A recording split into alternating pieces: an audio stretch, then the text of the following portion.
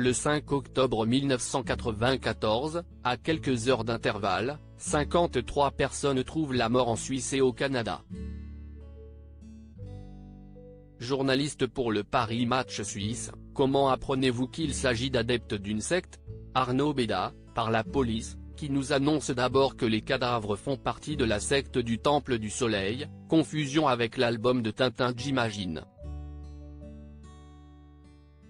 À l'époque, le grand public ne connaît rien de l'ordre du Temple solaire, et de ses 500 adeptes dans le monde.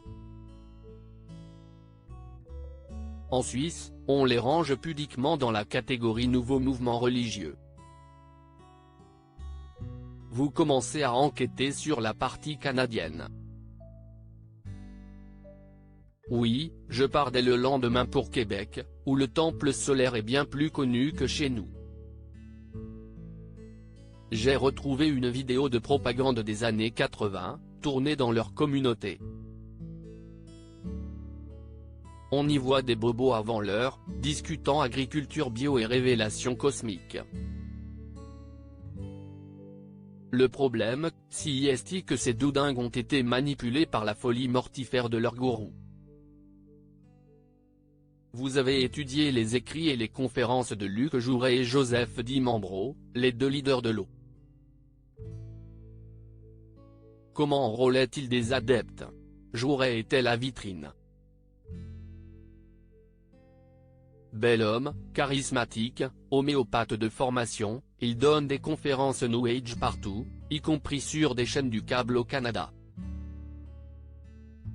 Di Mambro, si est-il le bonimenteur de foire, le gars du sud un peu vulgaire qui va repérer les bons clients en clair, des gens avec de l'argent et une fragilité, et qui les emballe. Si est-il lui qui fait de l'eau une machine à cash. Luc Jouret et Joseph Di Mambro ont entraîné avec eux dans la mort 61 adeptes persuadés de transiter vers Sirius, SIC, et 11 enfants. Qu'est ce qui précipite la fin de l'eau? D'abord, au début des années 90, certains adeptes ont commencé à demander des comptes. Trop d'argent donné à l'ordre venait nourrir le train de vie ostentatoire de Di Mambro.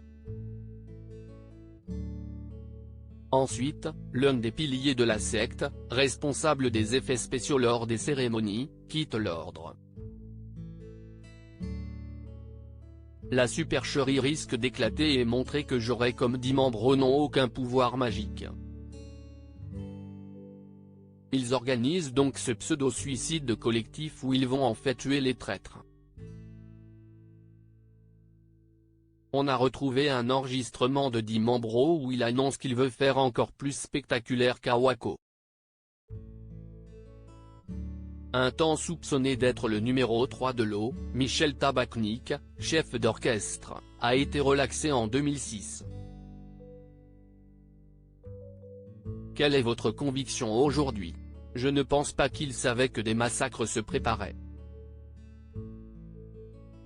Je pense même qu'il n'a eu la vie sauve que parce qu'il était en concert à l'époque des massacres du 5 octobre 1994. 82 adeptes d'une secte américaine ont trouvé la mort après l'assaut du FBI, en 1993.